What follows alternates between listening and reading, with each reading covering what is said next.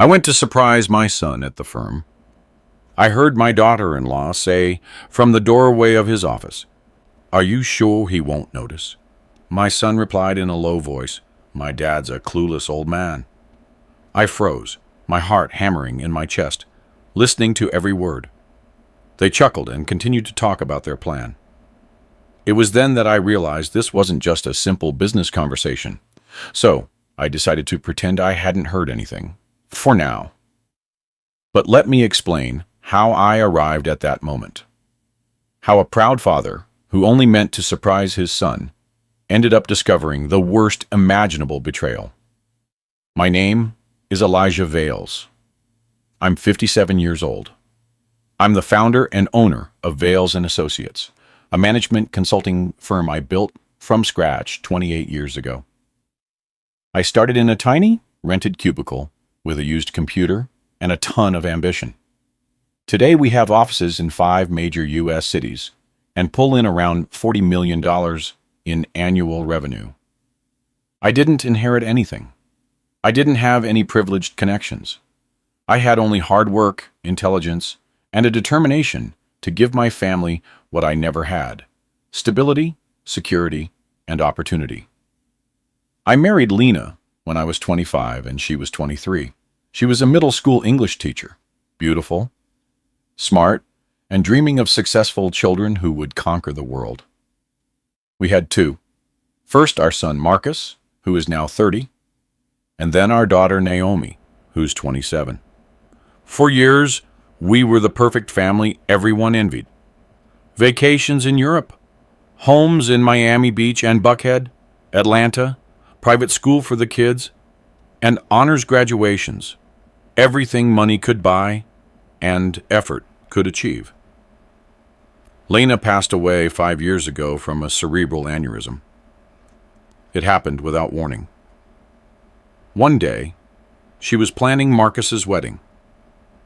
The next, she was in the hospital. 2 days after that, she was gone, with no goodbyes, no final words, just an emptiness. The pain was devastating, but I had to keep going for my children, for the company, for the legacy Lena and I had built together.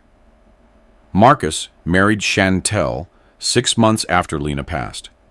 Chantel was someone he'd met in college, pretty, charismatic, but something about her always bothered me. A coldness in her eyes, a calculated way of speaking. But my son loved her, or so he said. So I accepted her into the family. Naomi married 2 years later.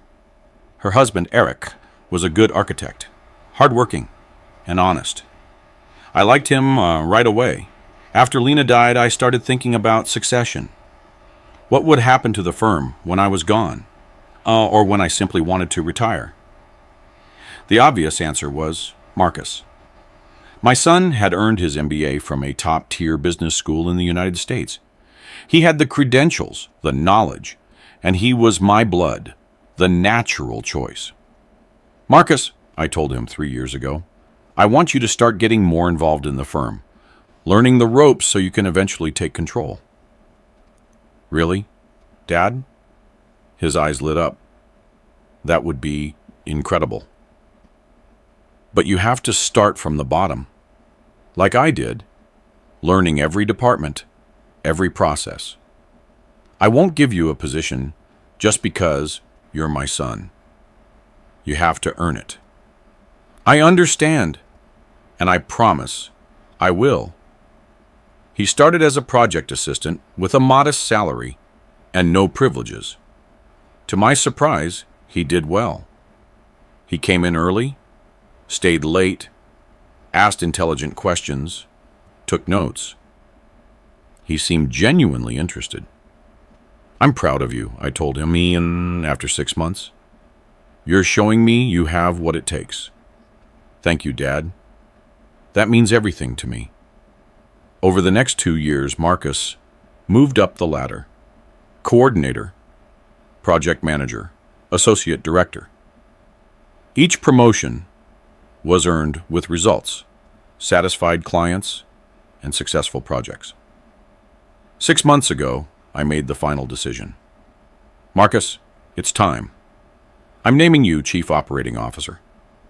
You'll be my right-hand man, and in 2 years, when I turn 60, I'll hand you the full CEO role. Dad, I don't know what to say. Thank you. Thank you for believing in me. Just keep proving you deserve it. Chantel was ecstatic. Elijah, this is marvelous. Marcus is finally getting the recognition he deserves. And we're finally getting the stability we need to start a family. You're thinking of having children? Yes, but we wanted to wait until Marcus's position was secure. And now it is. Everything seemed perfect. My son was ascending, my legacy was secure, and the company was in good hands for the next generation. But as always, appearances are deceiving. 3 months ago, I started noticing strange things, small at first. Marcus having meetings that weren't on my schedule, new clients I didn't know, contracts signed without my final review. Marcus, who is South Star Corporation? I see you signed a $400,000 contract with them. Oh, yeah, they're a new client. Restructuring consulting. Everything's in order, Dad. Don't worry. I'd like to see the file. Sure. I'll send it over this afternoon. But the file never arrived. When I asked again, Marcus said, Dad, it's in process. We're still organizing the documents. I promise everything's fine. Trust me. And I did trust him, because he was my son, and because he'd demonstrated competence for 2 years. More strange contracts started arriving. Companies I'd never heard of, with generic names, paying large sums for vague services. Operational process optimization, integrated strategic consulting, corporate restructuring advisory. It all sounded legitimate, but also too vague. My accountant, Mr. Henderson, who had worked with me for 20 years, came to see me 2 months ago, worry etched on his face. Elijah, I need to talk to you about some transactions. What transactions? The ones Marcus has been processing. Something's off. Money is flowing in from companies with no history, and then flowing right back out to equally unknown companies. It looks like we're being used as an intermediary. An intermediary for what? I'm not sure, but the patterns look like money laundering. That's impossible. Marcus wouldn't do that. You're probably right. But Elijah, you should investigate. Review those contracts. Talk to those clients. Because if something illegal is happening, and it's under your name, you are legally responsible. I tried to talk to Marcus, but every time he had an excuse. Dad, I'm in a meeting. Dad, I have to go see a client. Dad, I'm busy. Let's talk later. And I foolishly let it go, because I trusted him, because I didn't want to believe my son was hiding something. Until yesterday. I decided I needed answers and planned to surprise him in the office, unannounced, to finally have the conversation I'd been postponing for weeks. I arrived at the office at 11 in the morning. Marcus wasn't expecting me. His assistant greeted me, surprised. Mr. Vales, I didn't know you were coming in today. Surprise. Is Marcus here? Yes, in his office with his wife. They're in a private meeting. Perfect. Don't announce me. I want to surprise him. I walked the corridors of the firm I built, passing employees who greeted me, seeing the modern offices that cost me so much money, feeling a rush of pride for what I'd created. I reached Marcus's office. The door was slightly ajar.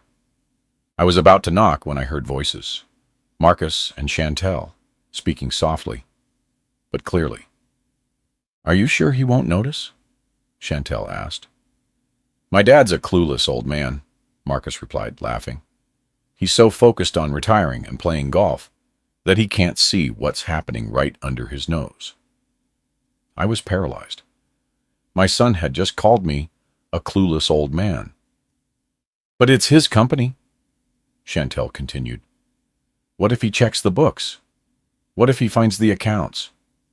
He won't find anything. Mr. Henderson is the only one who might suspect, and I already took care of him. I gave him limited access to the systems. He can't see the full transactions anymore. You are so smart, Chantel said, her voice full of admiration. Once this works, when we wash the $5 million, our commission will be $500,000, enough to buy that house you want in the Palisades. And then there are more contracts, more money. Eventually, we can push Dad out completely, declare him incompetent if we have to, and take full control. And if he resists, then we use Plan B. We have enough documentation to incriminate him. Everything is in his name. If anything goes wrong, he's the one who falls, not us. My heart was pounding so hard I thought they would hear it. My son wasn't just calling me names. He was using my company to launder money, planning to force me out. And if things went south, he was setting me up to face criminal consequences. And your sister? Chantel asked. Does Naomi suspect anything? Naomi's naive. She only cares about her kids and her mediocre architect husband. She doesn't pay attention to the business. Even if she did, she wouldn't understand any of this. And if your dad talks to her, if he tells her his suspicions, he won't. He's too proud. He doesn't want to admit he might have made a mistake in trusting me. He'd rather believe everything's fine than face the fact that his perfect son is a fraud. They laughed together, relishing their betrayal, planning my downfall. I backed away silently, my heart in my throat, my hands trembling. I needed to get out, to think, to plan. I walked back down the corridors, this time seeing no one, feeling no pride, only betrayal, pain, and mounting rage. I reached my car, sat down, and processed what I had just heard. My son was using me, my firm, my name, my reputation, to launder money, probably for an organized crime syndicate. If the authorities discovered this, I was the one who would go to prison, not Marcus. He had ensured that. Everything is in his name, he had said, meaning the fraudulent contracts had my signature, or forgeries of it, and I would be responsible. The rage consumed me, but so did the pain. This wasn't just business betrayal, it was personal. My son had called me a clueless old man. He had planned to declare me incompetent. He had used my trust, my paternal love, as a weapon against me. But then, something shifted. The rage turned into something cold, calculated, and strategic. If Marcus thought I was a clueless old man, he was wrong. I had built an empire from the ground up. I had navigated economic crises, fierce competition, and difficult clients. You don't survive 28 years in consulting by being stupid. If my son wanted a war, he would get one. But on my terms, not his. I pulled out my phone and called my personal lawyer, not the corporate one, who was probably compromised, but Anthony Tony Graves, my college friend, who is now one of the most prestigious attorneys in Atlanta. Tony, I need to see you. Urgent. It's about my company and my son. What happened? I can't say over the phone. Can you come to my house tonight? 8 o'clock sharp, and bring someone who specializes in white-collar crime, because what I found out is serious. I'll be there. Next, I called a private investigator I'd used years ago to verify the backgrounds of potential partners. Robert Sanchez, discreet, efficient, and completely loyal. Robert, I need a full investigation into my son, Marcus Vales, and his wife, Chantel. I want to know everything. Personal finances, affiliations, contacts, bank movements, everything. And it has to be secret. No one can know, not even my son. Especially my son. Understood. Give me 48 hours. I drove home, poured myself a glass of bourbon, and sat in the study where Lena and I used to plan our future, where we had dreamed of our successful children, and our family legacy. I asked myself, at what point everything had gone wrong? At what point had my son become this person? I looked at a photo on the wall. Marcus, at 10 years old, smiling, innocent, pure. Where was that boy? And when was he replaced by this man who called me a clueless old man? My phone rang. It was Marcus. Hey, Dad, your assistant told me you were in the office today, but you didn't look for me. Is everything okay? His voice was warm, worried, completely false. No, son. I just swung by to pick up some documents. I saw you were busy in your office, so I didn't want to interrupt. Well, you should have come, said hello. I always have time for you. A lie. A pure lie. I know. But don't worry. I'll see you tomorrow at the directors' meeting. I'll be there. And Dad, thank you for trusting me, for giving me this opportunity. I won't let you down. You already have, I thought. You already have in the worst way possible. I know, son. See you tomorrow. I hung up. In that moment, I made a decision. I wouldn't confront Marcus yet. I wouldn't let him know. I knew, because if I did, he'd have time to cover his tracks, destroy evidence, and prepare a defense. I was going to do what he was doing. Act normal. Pretend everything was fine, while secretly gathering evidence, building my case, and preparing my counterattack. Because if 28 years in business had taught me anything, it was this: information is power. And the one who makes the first move without preparation loses. Marcus had made one big mistake. He had underestimated his father. He had assumed I was too old, too trusting, too clueless to see the truth. But I had seen it, and now I was going to use that truth to destroy his plans and teach him the most expensive lesson of his life. Because no one, absolutely no one, uses my name to commit crimes, not even my son. Anthony Graves arrived at my house exactly at 8 o'clock, accompanied by a woman in her 40s, elegant, with a sharp gaze that evaluated everything. Elijah, this is Aisha Jackson, a financial crimes specialist, former federal prosecutor, now in private practice. I told her in general terms what's going on, and she agreed to come. Thank you for coming, Ms. Jackson. Please, call me Aisha. And Tony tells me it's urgent and involves your son. I led them to my study, closed the door, and told them everything. Every word I had heard, every detail, omitting nothing. Aisha took notes on a tablet, her expression growing increasingly serious. Mr. Vales, this is very serious. If what you heard is true, your son is using your company to launder money, likely for organized crime, and he is structuring everything so that you become the fall guy if anything goes wrong. How serious are the consequences? Legally, money laundering can carry up to 15 years in federal prison, and all your assets could be seized, your company closed, your reputation destroyed. And if they're connected to organized crime, the authorities won't easily believe you weren't involved. But I didn't know. But it's your company, your name. Legally, it's your responsibility to know what is happening.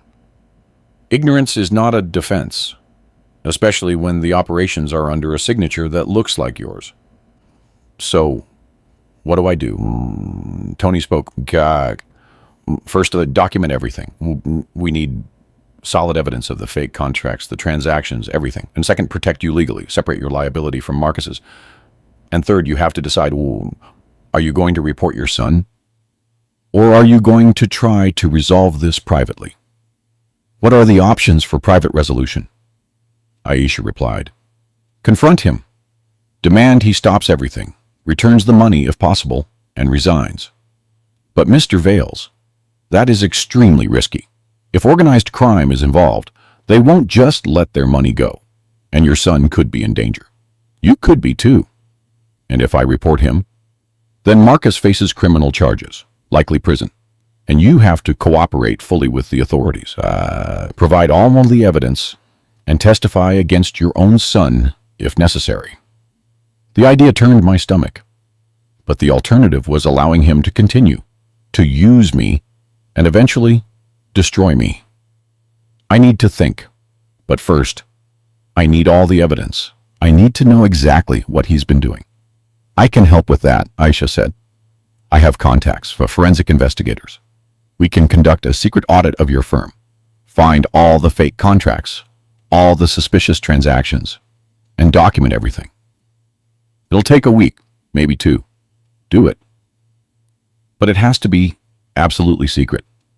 No one in the firm can know, especially Marcus and Mr. Henderson, your accountant. He already suspects something. I'll talk to him tomorrow and bring him to my side. I need allies inside the company. After Tony and Aisha left, I stayed up late, thinking, planning, processing how I had gotten here. At what point had my son decided that robbing me, using me, and potentially destroying me was acceptable? I thought of Lena, what she would say, how she would react. She was always stricter with the children than I was, more willing to set limits, punishments, and consequences. Elijah, you're spoiling them, she used to tell me. You give them everything without making them work for anything. And one day, that's going to come back to bite you. She was right, as always. But I didn't listen, because I wanted to be the cool dad, the generous dad, the one who gave opportunities without conditions. And now I was paying the price. The next morning, I arrived at the office early, before anyone else. I went straight to Mr. Henderson's office. Elijah, what a surprise. You don't usually come in this early. I need to talk to you about what you told me 2 months ago. The strange transactions. His expression grew serious. You investigated? Yes. And you're right. Something is wrong. Very wrong. But I need your help. And this has to be completely confidential. What do you need? Full access to all the transactions, all the contracts, everything Marcus has been handling. And I need you to gather it without him knowing. That's going to be difficult. Marcus changed my system permissions 3 weeks ago. I no longer have full access. Can you regain that access without him knowing? I can try. I'm the system administrator. Technically, I have the authority to change permissions. But if Marcus checks the logs, he'll see I did something. Do it anyway, and then delete the logs or modify them, whatever it takes. Because, Henderson, if we don't stop this, not only will Marcus go to prison, I will too, and the company will be shut down. We all lose. It's that serious? Worse. But I can fix it if I have the right evidence. Will you help me? Mr. Henderson looked at me for a long time, then nodded. You're a good man, Elijah, and you've been fair to me for 20 years. So yes, I'll help you. Give me 3 days. I'll gather everything. Thank you. And Henderson, if Marcus asks anything, act normal, as if you know nothing. I will. The directors' meeting was that afternoon. There were 5 of us. Me, Marcus, 2 external directors, who were more adverse than anything else, and the general counsel, who was probably compromised as well. Marcus presented the quarterly numbers. Everything looked good. Revenue up, expenses controlled, healthy margins. Excellent work, Marcus. Bud, acting like the proud father. The new clients are generating good results. Thank you, Dad. I'm just applying what you taught me. A disgusting, filthy liar. Tell me more about these clients. South Star Corporation, Integrated Innovation Group, Pacific Strategic Development. I'm not familiar with them. They're mid-sized companies looking to optimize operations. Nothing extraordinary, but they pay well and are easy to manage. I'd like to meet the owners. Maybe we can expand the work we do with them. I saw a quick flash of panic in his eyes, but it was quickly controlled. I don't think that's necessary, Dad. They're mid-level clients. They don't require the founder's attention. It would be like swatting a fly with a sledgehammer. Even so, I like to know our clients. It helps build personal relationships. All right, I'll arrange something. But maybe in a month. They're busy right now. Perfect. I look forward to those meetings. There weren't going to be any meetings because those clients probably didn't exist or were shell companies. But I wanted to apply pressure to see how he reacted. After the meeting, Marcus stopped me. Dad, why the sudden interest in those clients? Just curiosity. As CEO, I have to know our complete portfolio. Is there a problem? No, no problem at all. I was just surprised. You've been so disconnected lately, letting me handle everything. Why the change? There's no change. I'm just doing my job. Is there an issue? No. It's just that I thought you were preparing to retire, to give me complete control. And I am. But in 2 years, not now. For now, I'm still the boss, and I want to be informed about everything. Do you understand? Perfectly. That night, Robert Sanchez, the private investigator, called me. Mr. Vales, I have preliminary information, and it's troubling.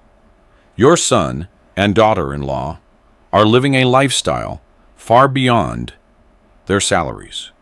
Expensive trips, designer clothes, a new luxury car every year. And they just made a down payment on a house in the Palisades. $1.6 million cash. Where did they get that money? Not from visible legitimate sources. Their personal bank accounts don't show those funds, which suggests hidden accounts, probably offshore. I'm working on tracking those accounts, but I need more time, and will probably need access to computers or phones to find the details. Keep investigating. And Robert, I need you to find out who the real clients are. South Star Corporation, Integrated Innovation Group, all of them. I need to know who is behind those companies. I'll do it. But Mr. Vales, if these clients are connected to organized crime, this becomes dangerous for you, for me, for everyone. I know, but I have no choice. I need the truth. 3 days later, Mr. Henderson arrived at my house at night with a flash drive in his hand. Here is everything. All the contracts Marcus has signed in the last 8 months. All the transactions, all the money movements, everything. And Marcus suspects? I don't think so. But Elijah, you need to see this now, because it's worse than you thought. We connected the flash drive to my laptop, and over the next 3 hours, Mr. Henderson showed me everything. 23 shell companies, fraudulent contracts totaling $9 million, money flowing in, money flowing out, using my firm as a washing machine. And my signature is on these contracts? Yes, but Elijah, it's not your actual signature.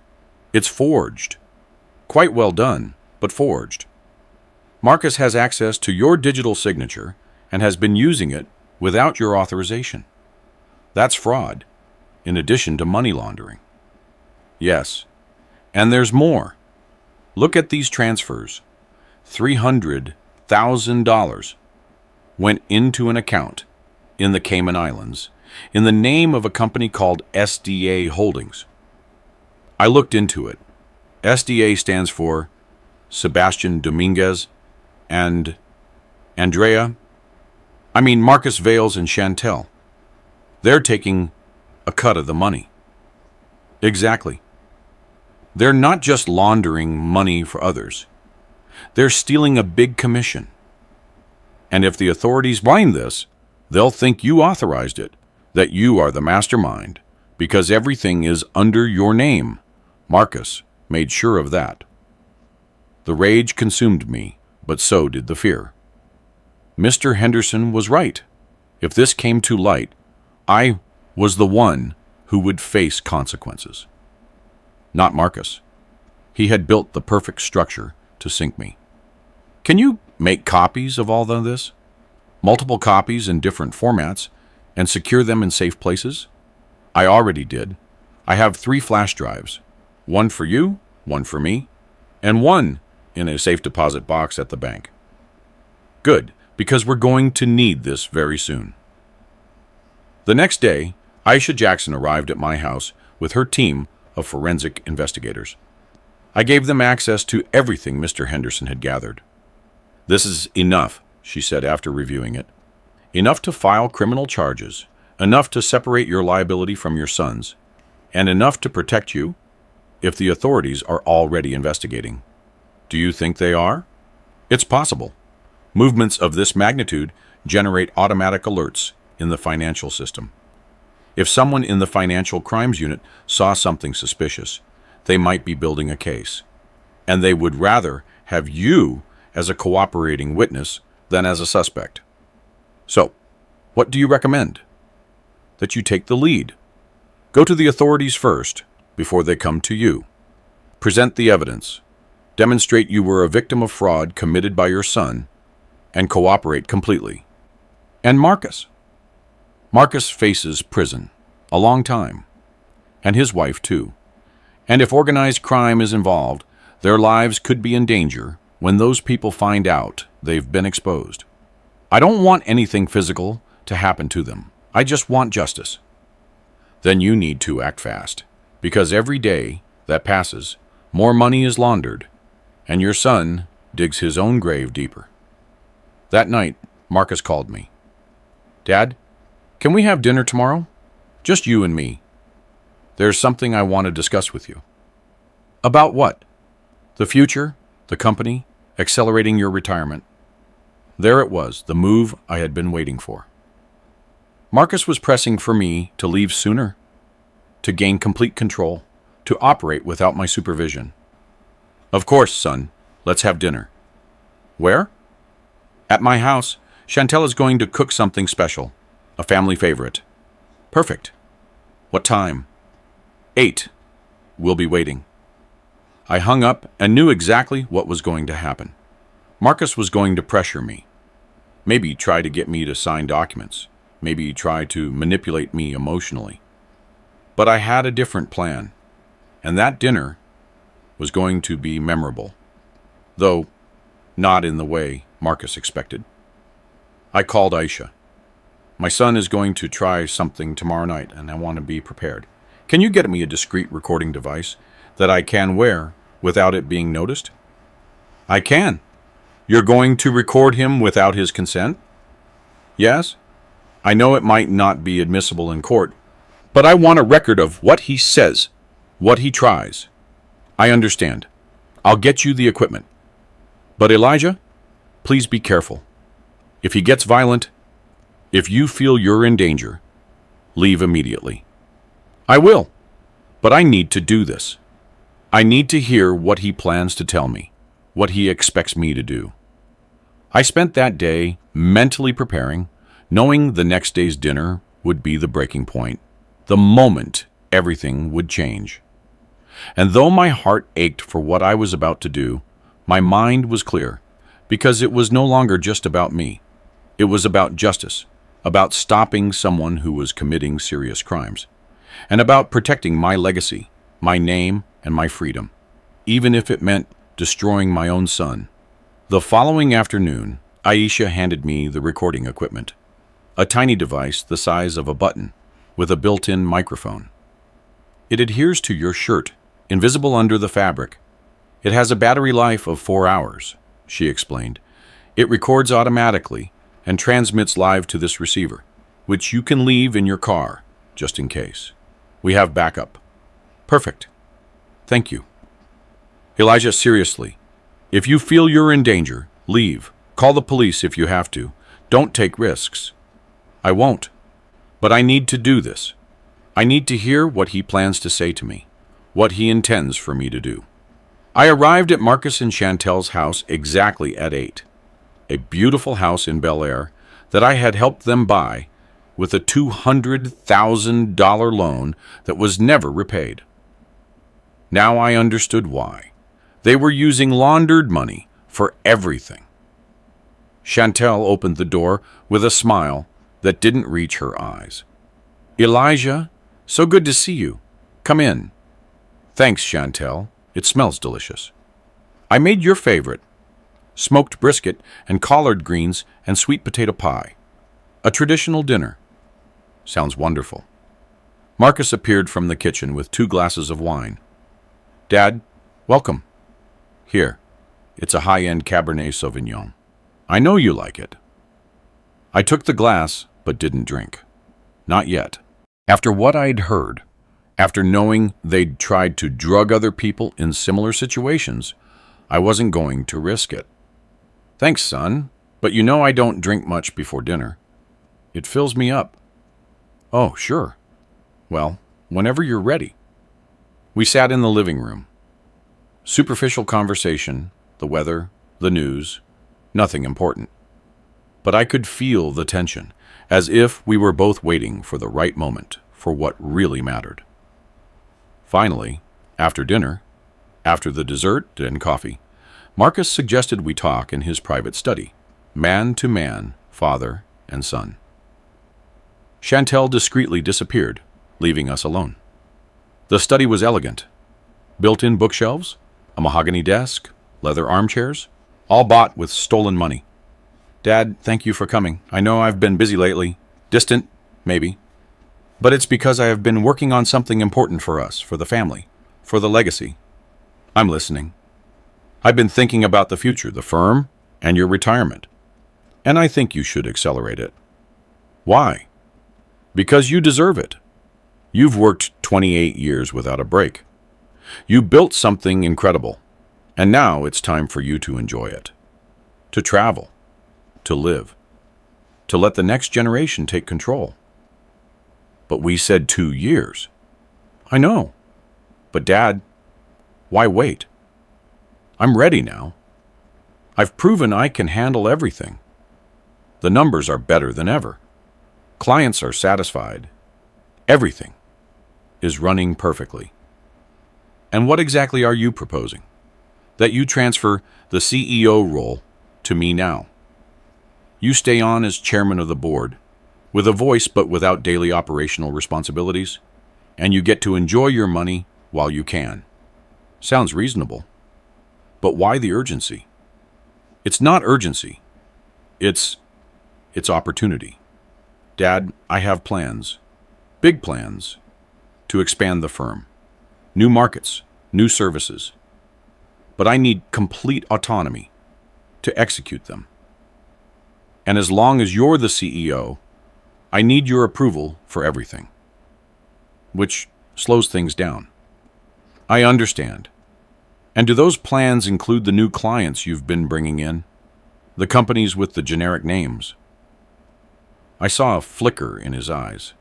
Surprise, maybe fear, but quickly controlled. Yes, exactly. Those clients are the future. Startup companies that need intensive consulting. Very profitable, but they require discretion and agile decision-making, which is easier if I have total control. Discretion? Why would they need discretion? Because they're private companies that don't want their competitors to know they're reorganizing or having problems. It's normal in our business. Of course. But Marcus, as CEO, I have the right to know all our clients, to review all the contracts, don't I? Of course, and you can do that whenever you want. Perfect. Then tomorrow, I want a meeting with the representatives of South Star Corporation and Integrated Innovation Group. and the other 20 companies you've brought in over the last few months. Dad, that's going to be difficult to coordinate. Why? If they're legitimate clients, they should be available, unless there's a problem. There's no problem. It's just that some of them prefer to communicate only with me. That's why they hired me, for that personal relationship. But I'm the founder, the CEO. My presence should be an honor for them, unless they don't actually exist. Silence. Long, uncomfortable silence. What are you implying, Dad? I'm not implying anything. I'm asking directly, are those clients real? Or are they shell companies you're using to launder money? Marcus shot to his feet, rage in his eyes. How dare you? How dare you accuse me of something like that? It's not an accusation if it's true. And Marcus, I know the truth. I know exactly what you've been doing. Using my firm, my name, my forged signature to launder millions of dollars. You're crazy, paranoid.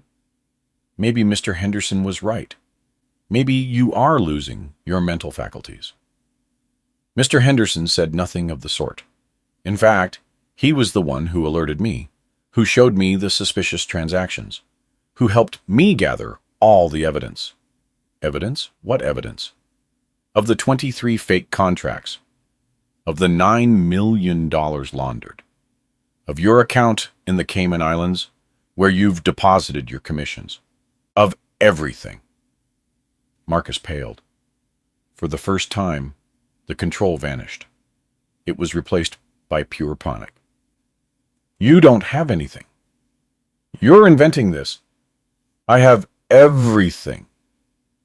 Contracts, transactions, bank records, testimonies. And most importantly, I have your voice. The recording of you and Chantel 1 week ago, planning how to get me out of the company, how to declare me incompetent, if necessary, and how to use me as a scapegoat, if anything went wrong. You were spying on us. No. I came to surprise you at your office, and overheard you by accident, calling me a clueless old man, laughing at me, planning my destruction. Marcus sank into his chair, defeated, or pretending to be defeated. Dad, I can explain. There's no explanation that justifies what you did. Treason, fraud, money laundering, signature forgery. Do you know how many years in prison you're facing for that? Dad, please. You don't understand. I didn't have a choice.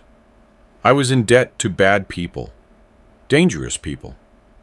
And they offered me a way out, use the company to wash their money, and they would forgive my debts. I didn't have a choice. There's always a choice. You could have come to me, asked for help.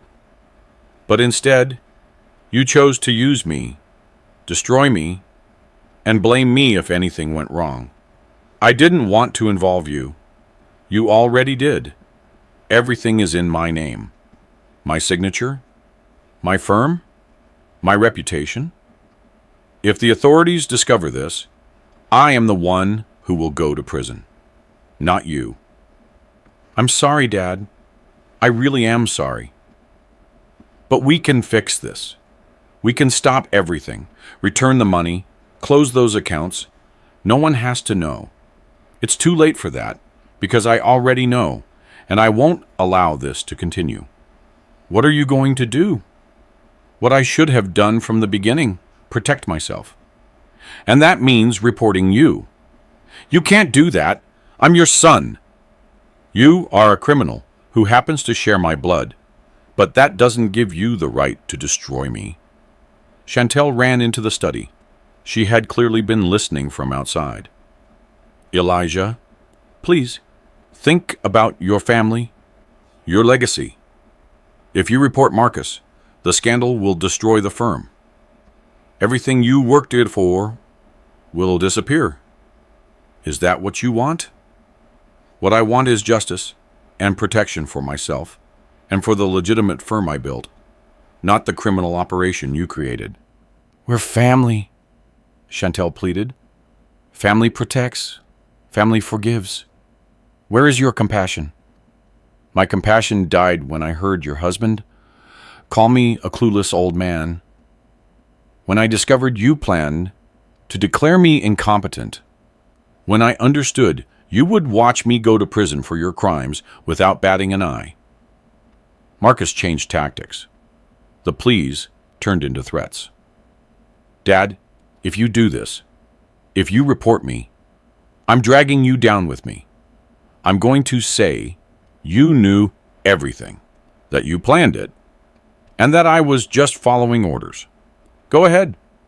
Try. I have evidence that you forged my signature, that you manipulated systems without my knowledge, that you conspired behind my back. Your word against my evidence. Who do you think they'll believe? The people we're working with. They won't let this get out. They'll do whatever it takes to protect their operation, including hurting whoever is necessary, even you. You're threatening me with organized crime? I'm warning you. If you expose this, not only am I in danger, you are too. Naomi is too. The whole family. Then I suggest you cooperate with the authorities. Give them names, information, everything you know, so they can protect all of us. And so that maybe, just maybe, your sentence will be reduced. I'm not going to be a snitch. Then you're going to be a prisoner for many years. You decide. I stood up to leave, but Marcus blocked the door. You're not leaving until you destroy that evidence, until you promise you won't say anything. Get out of my way. No, not until you promise me. Marcus, move now. I pushed him gently, but he reacted by grabbing my arm, hard, with desperation. You're not going to ruin my life. I won't let you. Let go of me now, Chantel intervened, pulling him. Marcus, let him go. You're making things worse. He finally released me, and I walked out of that house trembling, not with fear, but with rage and pain. That wasn't my son, not the one I knew. He was a dangerous, desperate stranger. I reached my car, checked that the recording had worked, and yes, every word had been captured, including the threats, the admissions, everything. That night, I called Aisha. I need to go to the authorities tomorrow, as soon as possible, because this is escalating, and it's no longer safe to wait. I understand. I'll make the calls. I have contacts at the district attorney's office in the financial crimes unit. We'll present everything with guaranteed protection for you and your daughter, Naomi. She knows nothing of this, but Marcus threatened that organized crime might hurt her. We'll ask for protection for her, too. The next morning, I called Naomi. Honey, I need to see you urgently at my house. It's important. Dad, what's wrong? You sound worried. I am, but I can't explain over the phone. Just come. Bring Eric if you want, but I need to talk to you. An hour later, Naomi arrived with her husband. I told them everything, every detail, from what I heard in Marcus's office to the confrontation the previous night. Naomi cried. I can't believe it. Marcus was always the perfect brother, the successful one. How could he do this? I don't know, honey, but he did. And now I have to protect all of us. What are you going to do? I'm reporting him today, and the authorities are going to arrest him, probably today or tomorrow. I want you to be prepared, because the media will cover this, and our family will be under scrutiny. Eric spoke. Mr. Vales, is there a real risk of organized crime? Should we be worried? Possibly.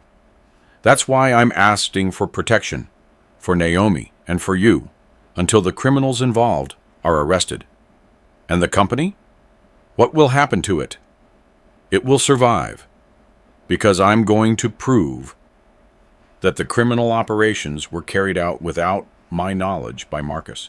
And I'm going to clean house, fire anyone involved, and rebuild the reputation. What about Marcus? Are you going to visit him in prison? Are you ever going to forgive him? I don't know, Naomi. Honestly, I don't know. Part of me still loves him because he's my son.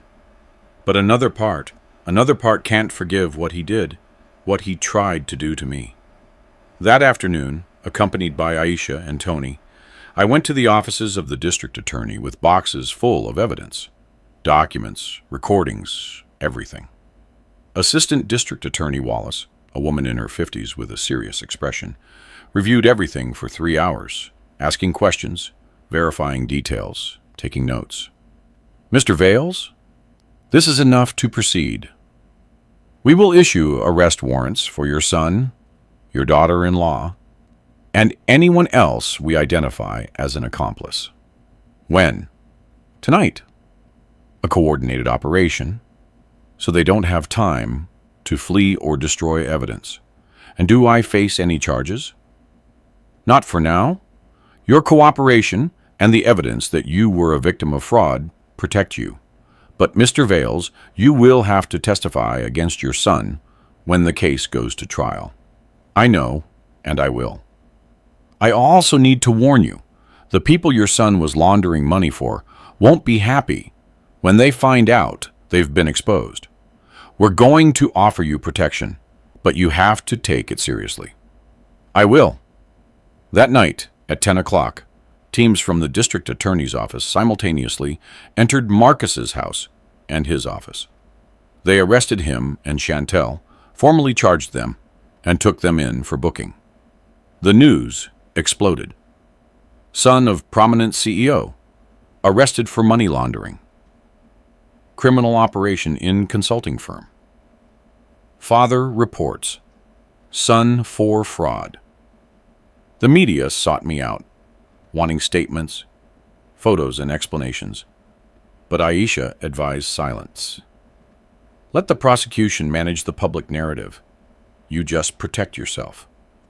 2 days later, Marcus asked to see me from the county lockup, where he was awaiting trial. Aisha advised me not to go. You're not obligated, and it could be emotionally dangerous. But I need to see him one last time to understand if there's anything left to save, or if I truly lost him forever.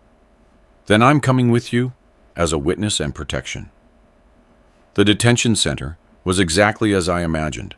Cold, gray, and depressing. A place where hope dies and reality hits without mercy. Aisha accompanied me to the visiting room. 30 minutes maximum, she warned. And if he says anything that makes you uncomfortable or threatens you, we end the visit immediately. Understood. Marcus entered 5 minutes later, escorted by 2 guards. He wore the detainee's orange jumpsuit, unshaven, with deep, dark circles under his eyes. He had lost weight, and something else. The arrogance, the confidence he always had. He looked broken. Dad, he said, his voice cracking. Thank you for coming. I didn't think you would. I almost didn't. Why did you come then? Because, despite everything, I still need answers. I need to understand how we got here, how my son became this. Dad, I didn't want this to happen. Not this way. What way did you want it to happen? Did you want me to go to prison in your place? To carry your crimes while you lived on stolen money? No, I thought you would never find out. That I could manage everything without you knowing. And then, when I had complete control, I would clean everything up, push out the criminal operation, and the firm would be legitimate again. And you expected me to believe that? It's the truth, Dad. I was trapped. I owed bad people money. A lot of money. And they offered me a way out. Use the company temporarily. Wash their money, and my debts would be forgiven. I thought it would be for 6 months, maybe a year, and then everything would go back to normal. But it didn't. You kept going for 8 months, washing more and more money, stealing commissions, buying houses, living beyond your means. I know. I got carried away. The money was so easy. And Chantel wanted things. A bigger house, trips, clothes. And I wanted to give them to her. I wanted to be the husband she deserved. And what about being the son I deserved? The honest man your mother and I tried to raise? Tears rolled down his cheeks. I failed at everything. I know it, and I'm sorry. Are you truly sorry, or are you just sorry you got caught? I'm sorry for everything. I'm sorry I betrayed you, called you a clueless old man, planned to push you out, forged your signature, put your freedom at risk, everything. And if I hadn't found out, if you had continued to trust me blindly, would you have stopped? Silence. Long, uncomfortable silence. I don't know, he finally admitted. Probably not. Because I got used to the money, the lifestyle, and I didn't want to give it up. Then you're not really sorry. You're sorry you lost, that your plan didn't work, but you don't feel genuine remorse for what you did to me. That's not true. No, Marcus. You called me a clueless old man. You laughed at me with your wife. You planned to declare me incompetent if I didn't cooperate. And you structured everything so I would go to prison if things went wrong. That doesn't sound like someone who loves me, who respects me. I was scared, desperate, saying things I didn't really mean. A lie. In moments of desperation, people show their true selves. And your true self sees me as an obstacle, as a resource to exploit, not as a father. Marcus was sobbing. Now what do you want me to do? What can I do to fix this? Tell the authorities the truth. Give them names, information about the criminals you were working for. Help dismantle their operation and accept the consequences of your actions without trying to reduce your liability, without blaming others. And if I do that, if I cooperate completely, will there be a chance to rebuild something between us? Not now, but someday when I get out? I don't know, Marcus. Honestly, I don't know. The damage you did was immense, and I don't know if I can ever completely forgive it. But I can say this. If you cooperate, if you show real change, if you serve your sentence with dignity, maybe, just maybe, we can talk as two people who share a history. I don't know if as father and son, but as people. That's more than I deserve, much more. Because what you deserve is for me to turn my back on you and never look back. But I'm offering a possibility, a very small, very conditional possibility. And Mom, if she were here, what would she say? The mention of Lena hit me like a punch. Your mother would be heartbroken, absolutely devastated, because she loved you more than anything in the world, and seeing what you became would break her heart. I know, and that's what hurts the most. I didn't just disappoint you. I disappointed her memory, everything she expected of me. Then honor her memory by becoming someone better. It won't be easy, and it will take years, but it's the only way. I'm going to try. I promise you. Promises mean nothing, Marcus. Only actions do. Remember that. I got up to leave. But before I walked out, Marcus said something else. Dad, there's something else you need to know. Chantel is 2 months pregnant, And when the baby is born, I'll be here, in prison. And the child will grow up without a father. That's my punishment for what I did. My heart stopped. A grandson. My grandson, who was going to be born into the worst possible circumstances. Does Chantel know? Yes. That's why she's so desperate, so scared. Because she's pregnant. And her husband is in prison. And she doesn't know how she's going to survive. And you're telling me this for what? To manipulate me? To make me feel sorry for you and drop the charges? No. The charges can't be dropped. They belong to the state now. But I'm telling you because that child is innocent. And he shouldn't suffer for my mistakes. And if you want, maybe you could make sure he's okay. Not for me, for the child. I'm going to think about that. But Marcus, listen to me. Well, I am not going to rescue Chantel. I am not going to pay her expenses. I am not going to be the bank. I always was. If I help that child, it will be on my terms, with limits, with conditions, and with supervision. I understand, and thank you for at least considering it. I left the jail with mixed emotions, rage at the manipulation, pain for the betrayal, but also concern for an innocent child who was about to be born in the middle of this disaster. Aisha walked beside me. Do you think he was honest, or was that another manipulation? Probably both. Marcus has always been good at mixing truth with manipulation. But the baby part, that's verifiable. And if it's true, then I have decisions to make. The following months were chaos. Marcus's trial was public, widely covered, every detail of his betrayal exposed for the world to see. I had to testify for 2 full days recounting how I discovered the fraud, how I gathered evidence, and how my son had used my firm to launder $9 million. It was humiliating, painful, but necessary. Marcus was sentenced to 12 years in federal prison. Chantel received 8 years, but her sentence was suspended due to the pregnancy. She would serve house arrest until the baby was born, after which her sentence would be reevaluated.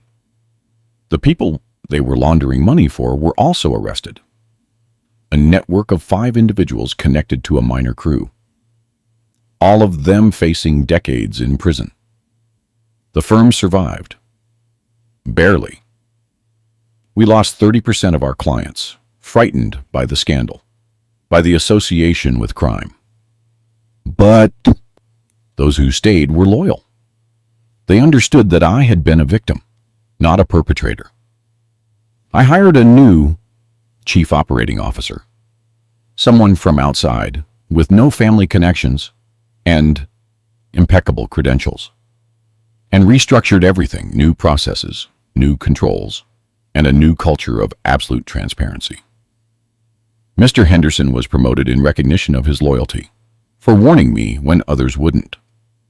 And Naomi became my right hand, not in operations, but in reputation rebuilding, in public relations, in showing the world that Veils and Abuidi's was more than the scandal. It was a legitimate company with 30 years of good work. 6 months after the trial, Chantel gave birth to a boy. She named him Jaden. She called me from the hospital. Elijah, I know you probably don't want to talk to me, but the baby is here, and I thought you'd want to know how he is. Healthy, beautiful. He has Marcus's eyes. And me? I'm scared, alone, with no idea how I'm going to raise this child. But I'm determined to do it right. To be a better mother than I was a wife. Chantel, about the baby. About Jaden. I want to meet him. But not now. Not until you are clear that any relationship I have with him is on my terms, not yours. I understand and accept. Whatever you decide, I'll respect it. 2 months later, I visited Chantel and Jaden in the small apartment where she was living. Very different from the luxurious house in Bel Air they had lost. Jaden was sleeping in a simple bassinet, wrapped in a blue blanket. Small, innocent, oblivious to the complicated world he had been born into. He's beautiful, I said. He looks like his father. But I hope he has your heart, your ethics, your strength. That depends on how I raise him, on the values I teach him. I'm going to do it right. I promise. I won't make the same mistakes. And Marcus? Have you visited him? Once, when Jaden was born. But it was hard to see the man I love behind bars, knowing he'll be there for years, and knowing that part of the blame is mine for pressuring him, for wanting things I didn't need. At least you recognize your part. I'm in mandatory therapy as part of my house arrest, but it's necessary too, because I need to understand why I did what I did. Why I chose easy money over integrity. And have you learned anything? That money doesn't buy happiness.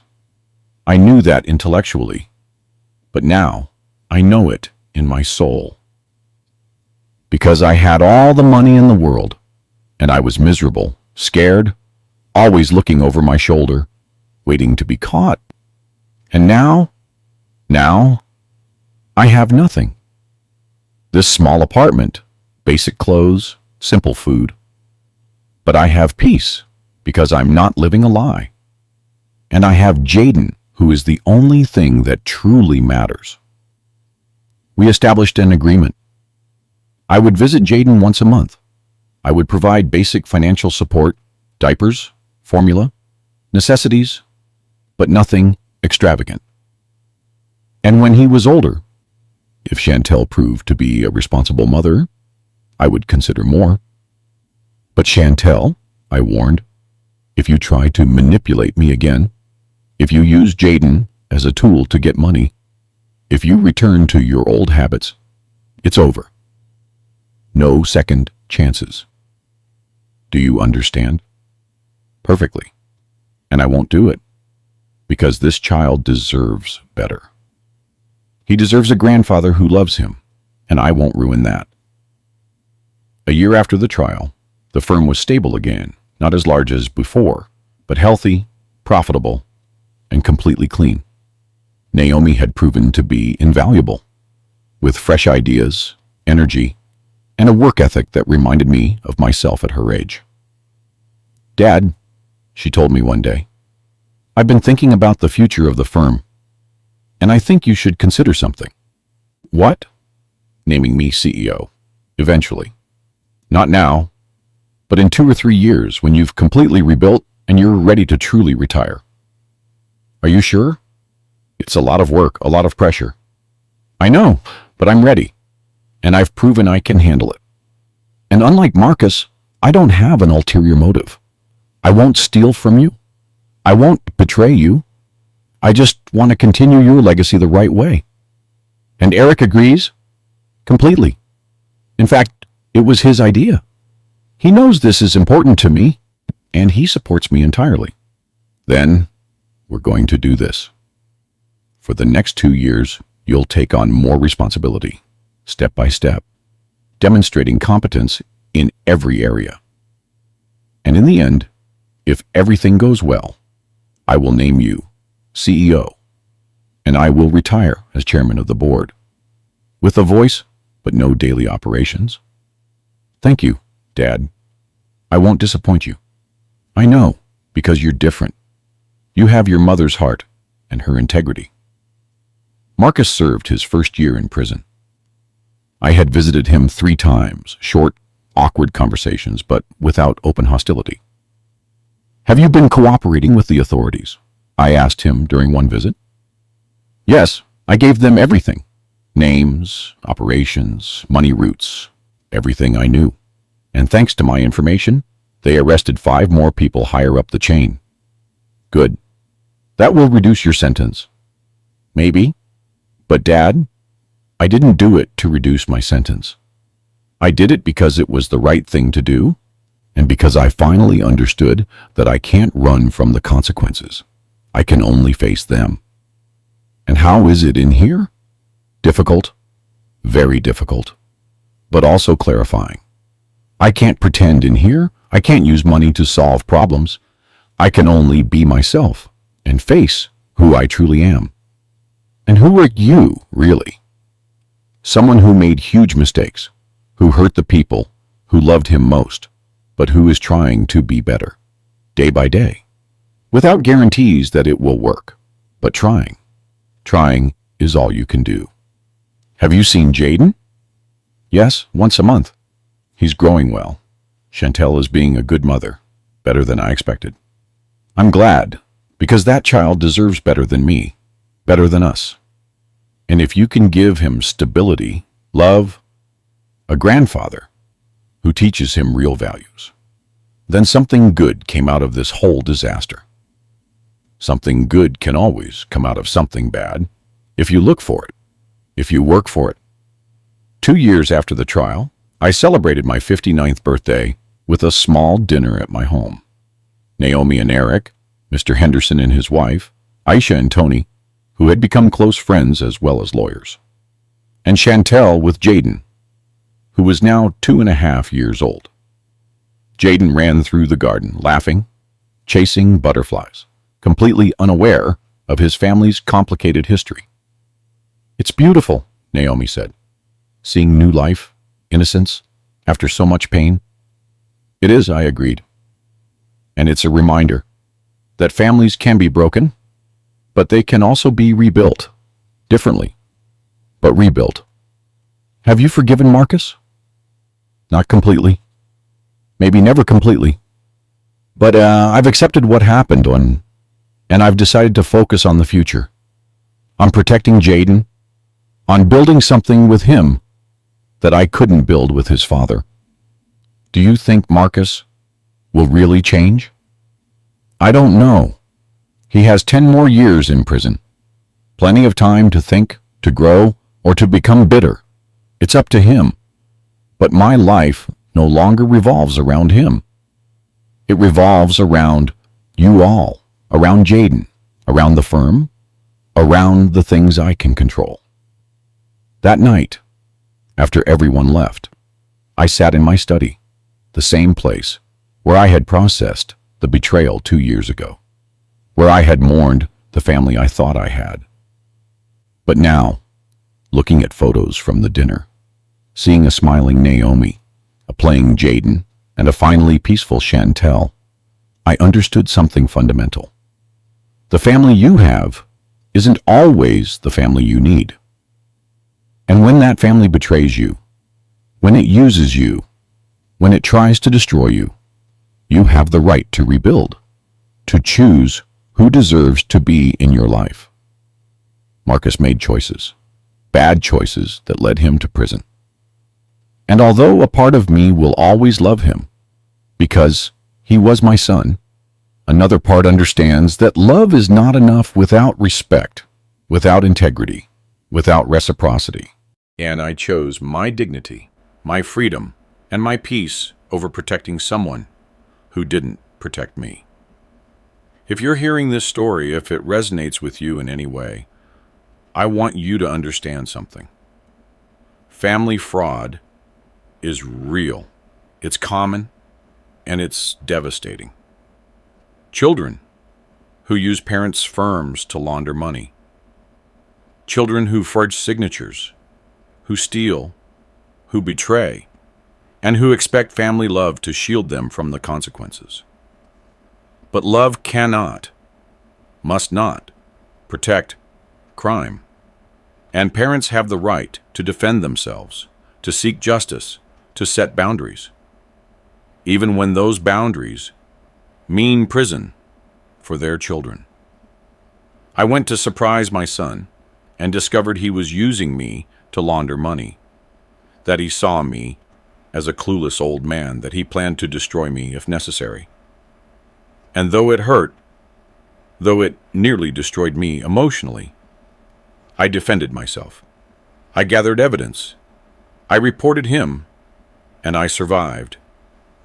And today, 2 years later, I have a clean firm, a daughter who respects me, a grandson who's growing up in a better environment, and a peace of mind I hadn't had in years. Was it worth reporting my own son? A difficult question, because I lost the relationship I thought we had. But I gained something more valuable: authenticity, security, and the certainty that I did the right thing. From Atlanta, Georgia, at 59 years old, and with a life rebuilt from betrayal, I wish you courage. Courage to see the truth, courage to document it, courage to act, and courage to live with the consequences of doing the right thing, even when it's the hardest thing. My son called me a clueless old man. He used me. He tried to destroy me. But I was smarter, more prepared. And when the time came, I didn't hesitate to defend myself. And though a part of my heart still aches for what I lost, another part celebrates what I gained. Freedom to live without fear, without being used, and surrounded by people who truly value me. That, at the end of the day, is all that truly matters. Thank you for listening to my story. And if it helped you in any way, if it gave you perspective or courage to face your own situation, share it, because somewhere, someone else is being used by family and needs to know that they are not alone, that they can defend themselves, and that survival is possible. Blood is not enough to justify abuse. Love is not enough without respect. And the family you build is sometimes better than the family you were given.